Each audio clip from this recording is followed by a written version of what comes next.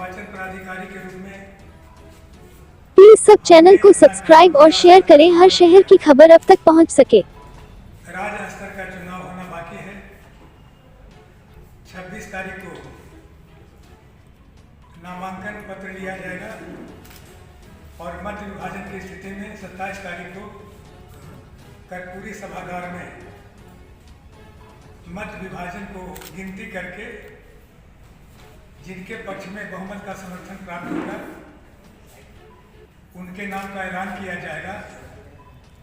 और अगर single nomination आया 26 तारीख को तो फिर राज्य निर्वाचन पदाधिकारी की घोषणा राज्य परिषद के उस बैठक में सर्वानुमति से घोषित किया जाएगा और उन्हें प्रमाण पत्र दिया जाएगा। जनता दल यूनाइटेड सदस्यता अभियान चलाया।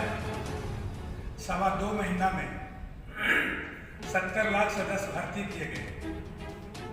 इसके पहले 2019 में चुनाव हुआ था, उसमें जितना संख्या था सदस्य का उससे 30 लाख सदस्य अधिक भर्ती हुए।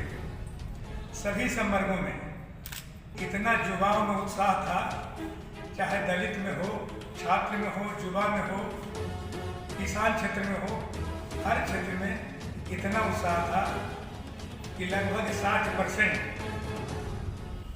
नौजवान लोग सदस्यता ग्रहण किए।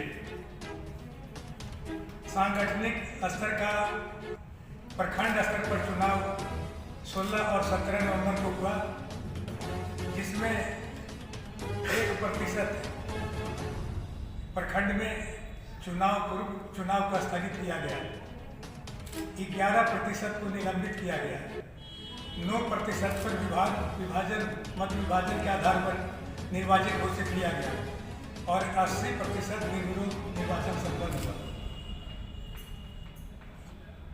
उसके बाद 20 नवंबर को सभी सांगठनिक जिला में चुनाव का कार्य संपन्न हुआ। मैं बता दूं कि सांगठनिक जिला की संख्या 51 है। 51 में से 42 जिला का निर्वाचन का कार्य पूरा हुआ और वहाँ लोग निर्वाचित किए गए, जिसकी सूची मैं अभी आपको दूंगा। बाकी 9 जो जिला संगठन है जहाँ खड़ा करना है विभिन्न कारणों से नहीं हो सका, जिसमें 4 नगर का है, जिला नगर का चुनाव नहीं हुआ और 5 ऐसा ग्रामीण क्षेत्र के जिला हैं जहाँ पर चुनाव संपन्न नहीं कराया जा सका। उसमें विभिन्न कारण से विवाद पैदा हुआ, उसको स्थगित किया गया। स्थगित करने के बाद जैसे ही हम लोग प्रदेश का चुनाव करा लेते हैं, राष्ट्रीय अध्यक्ष का चुनाव करा लेते हैं, उसके समिति बनेगी प्रदेश अध्यक्ष के द्वारा।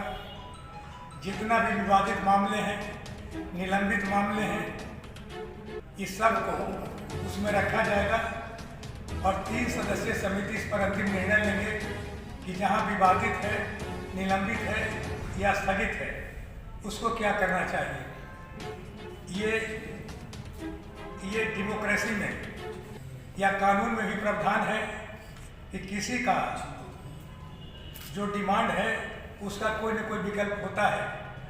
जहां विवादित मुद्दे हैं, निलंबित मुद्दे हैं या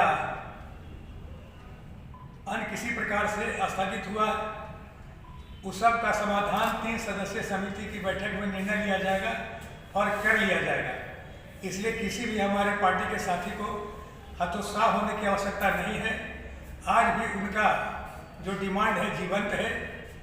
हम कोई अंतिम व्यक्ति नहीं हैं, यह हम पूर्ण सत्य नहीं है कि हमने जो कह दिया वो वह सत्य है। विवाद के मामले में आगे भी उसके लिए रास्ता खुला हुआ है। अपना आवेदन देंगे, 3 सदस्यीय समिति उस पर विचार करेगा। उसका नाम है डिस्प्यूट रिजॉल्विंग कमेटी, हिंदी में विवाद निवारक समिति कहते हैं, उसके माध्यम से होगा।